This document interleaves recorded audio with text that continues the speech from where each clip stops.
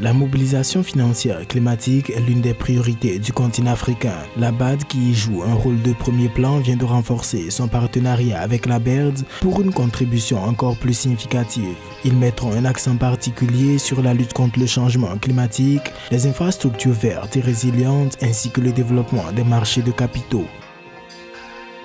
Interdit de recevoir 85% de la prime annuelle de recouvrement et de contrôle des impôts accordée l'année précédente en raison de la baisse des recettes fiscales de l'État liée à la crise sanitaire, les agents tunisiens des recettes des finances sont en grève. Selon le syndicat de la comptabilité publique, le ministre n'a pas respecté ses engagements.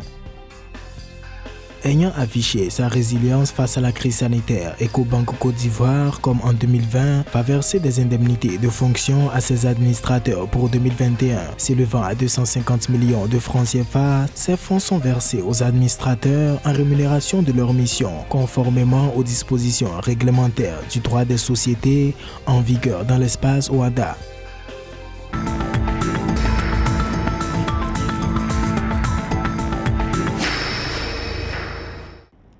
Financer le développement durable du secteur privé en Afrique, tel est l'objectif affiché de la BAD et de la Banque européenne pour la reconstruction et le développement BERD. Le but est de réduire le manque de financement annuel estimé à 2 500 milliards de dollars nécessaires pour le développement de l'Afrique.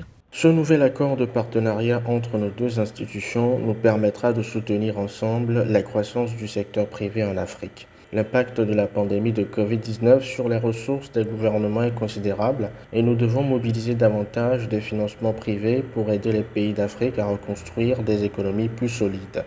L'accord prévoit de développer de nouvelles sources de financement et débloquer des opportunités d'investissement pour le secteur privé et notamment les PME africaines, avec une attention particulière pour l'adaptation au changement climatique en finançant des infrastructures résilientes. Il faut comprendre que la Banque européenne de reconstruction et de développement est une banque de reconstruction. La BAD est une banque africaine de développement. Donc l'Afrique est dans la construction. Pour moi, les deux banques n'ont pas les mêmes objectifs. Par contre, pour développer l'Afrique, je pense qu'il faut sortir la BAD et même la BOAD de leur modèle actuel. À savoir qu'il faut récupérer l'actionnariat à 90% et les mettre aux mains des Africains. La deuxième des choses, c'est qu'il faut sortir les deux banques de la transformation qu'elles sont en train de vivre, qui consiste à emprunter sur les marchés financiers pour financer des projets et rembourser au fruit de l'investissement. Ce modèle n'a jamais participé au développement d'un pays. Comment ? La BAD et la BOAD doivent se réformer en des banques publiques de développement qui s'appuient sur une base monétaire, je dis bien une base monétaire, élargie par la Banque centrale, afin de disposer d'une réelle masse monétaire conforme aux besoins de financement. Il s'agit du renforcement d'un partenariat existant puisque les deux banques travaillent déjà ensemble. La BAD et la BERD ont cofinancé en avril 2021 une centrale photovoltaïque à Kom-Ombo en Égypte pour une valeur de 114 millions de dollars.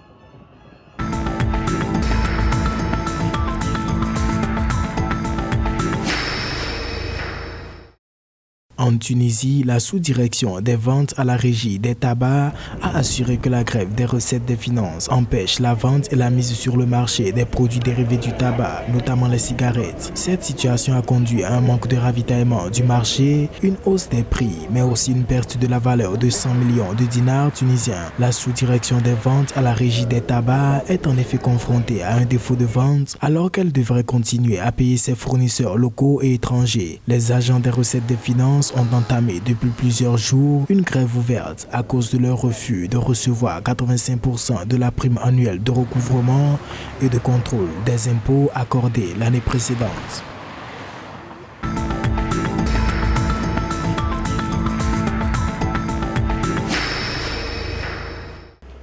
Malgré la crise sanitaire du Covid-19 qui a secoué le secteur bancaire, Ecobank Côte d'Ivoire poursuit ses activités. À l'instar de ses investisseurs, les administrateurs de la filiale du groupe basé à Lomé au Togo vont également bénéficier des dividendes d'une année 2020 positive. Ecobank Côte d'Ivoire prévoit ainsi de débourser 250 millions de francs CFA bruts en 2021 au titre des indemnités de fonction de ses administrateurs. Cette décision a été prise après l'Assemblée générale ordinaire de la filiale ivoirienne du groupe panafricain qui s'est tenue en avril 2021. En 2020, les administrateurs avaient perçu un peu plus de 185 millions de francs CFA.